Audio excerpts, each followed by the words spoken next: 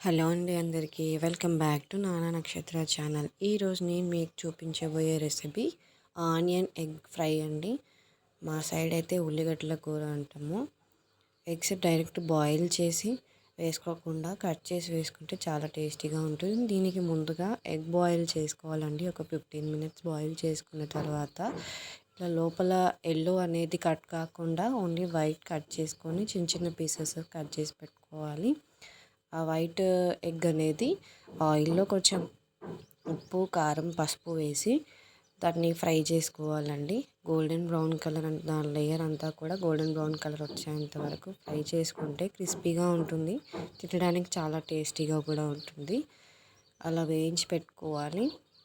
కొంచెం టైం తీసుకుంటుందండి వేగడానికి. అలా నేను చూపించిన విధంగా వేయించి పక్కన పెట్టుకొని దాంట్లోనే ఇంకా కొంచెం ఆయిల్ యాడ్ చేసుకొని పోపు దినుసులు ఆవాలు జీలకర్ర యాడ్ చేసుకున్నాక ఆనియన్స్ వేసుకోవాలండి. నేను ఒక 4 to 5 ఆనియన్స్ తీసుకున్నాను, 5 eggs తీసుకున్నాను. ఈ ఆనియన్స్ అనేవి మంచిగా ఫ్రై చేసుకోవాలి. అలా ఫ్రై చేసుకుంటుండగా సాల్ట్ యాడ్ చేసుకోవాలంటే దీంట్లోకి ఫస్ట్ నేను పచ్చిమిర్చి యాడ్ చేసుకుంటున్నాను. ఒక 4 to 5 పచ్చిమిర్చి యాడ్ చేసుకున్నాక అది కూడా మంచిగా కలుపుకొని సాల్ట్ యాడ్ చేసుకోవాలి. 3 spoons సాల్ట్ యాడ్ చేసుకుంటాను నేను. అంటే మీ రుచికి తగినంత యాడ్ చేసుకోవచ్చు.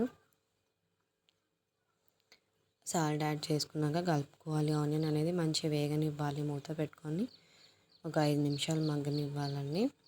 దాంట్లోకి అల్లం వెల్లుల్లి పేస్ట్ వేసుకోవాలి. 1 స్పూన్ తీసుకున్నాను నేను. దాన్ని కూడా మంచిగా కలుపుకోవాలి పచ్చివాసన పోయేంత వరకు.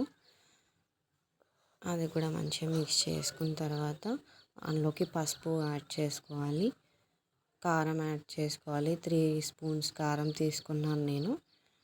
అంటే ఆనియన్స్ కదా కొంచెం తీయగా ఉంటుంది కాబట్టి దీంట్లో కొంచెం కారం ఎక్కువనే పడుతుందండి. కారం ఉంటేనే కర్రీ టేస్ట్ ఉంటుంది. కారం వేసుకున్న తర్వాత మంచిగా మిక్స్ చేసుకొని మళ్ళీ మూత పెట్టుకోవాలి.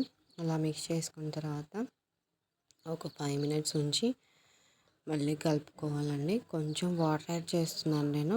ఆనియన్ అనేది మంచిగా మగ్గడానికి కొంచెం లైట్గా వాటర్ యాడ్ చేసుకొని మగ్గనివ్వాలి దాన్ని.